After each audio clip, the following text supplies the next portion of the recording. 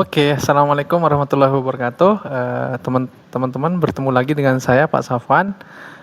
Apa kabar teman-teman pejuang skripsi tugas akhir gitu ya. Kali ini kita akan membahas tentang dua trik ya yang dapat membantu kita untuk mendapatkan tema yang baik. Tema dan judul ya, terutama tema itu secara luas, judulnya secara spesifik.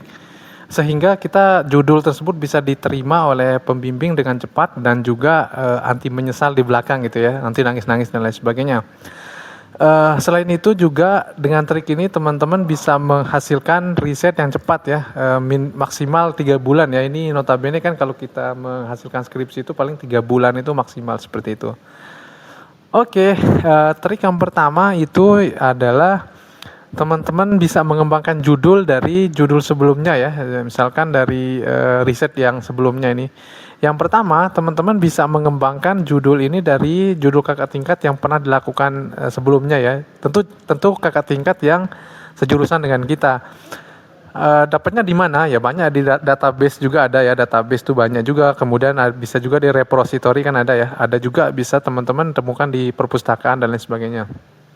Kenapa saya menyarankan mengambil saja dari kakak tingkat sebelumnya? Karena yang pertama itu metodenya itu mudah digunakan, yang sudah ada. Jadi metodenya teman-teman bisa dikembangkan. Ini dua cara ya. Misalkan paling gampang itu kita bisa lakukan pengembangan. Misalkan kalau yang sains itu bahan bakunya diganti, pengujiannya sama tidak masalah. Itu sudah bisa diterima oleh dosennya.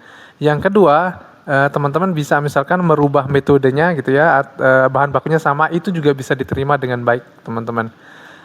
Selain itu misalkan contohnya yang sosial ya, sosial kan biasanya melakukan pengujian di lapangan. Nah itu biasanya itu nanti kita melakukan pengembangan, kalau misalkan kita mau pengembangan judul, misalkan kita pengembangan metode pengujian itu juga bisa teman-teman, itu sudah bisa diterima. Yang kedua teman-teman harus murah. Jadi yang murah itu yang harus diperhatikan pertama. Ini yang saya dapatkan baik di S1 dan S2 itu juga di Gajah Mada dulu. Teman-teman harus murah teman-teman. Murah dari apa? Yang pertama misalkan kalau saya tuh bahan bakunya harus murah. Pengujiannya juga harus terjangkau ya. Terutama misalkan kalau pengujian, contohnya gimana bisa nggak?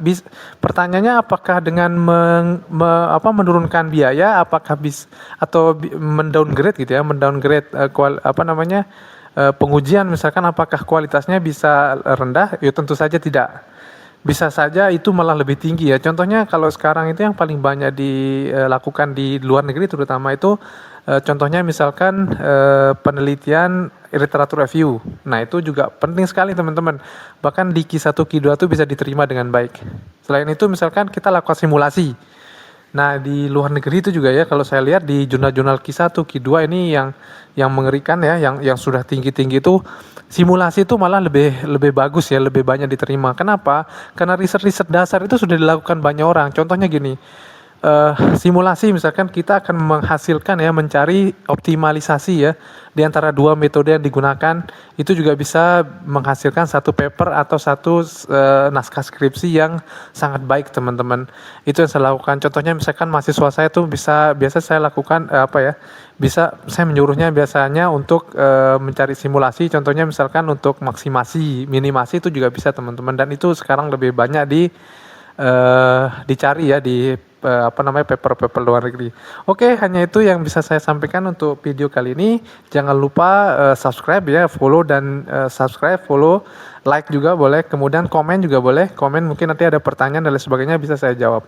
Oke, sampai jumpa di video selanjutnya. Jangan lupa ikuti video-video yang lain ya. Terima kasih. Wassalamualaikum warahmatullahi wabarakatuh.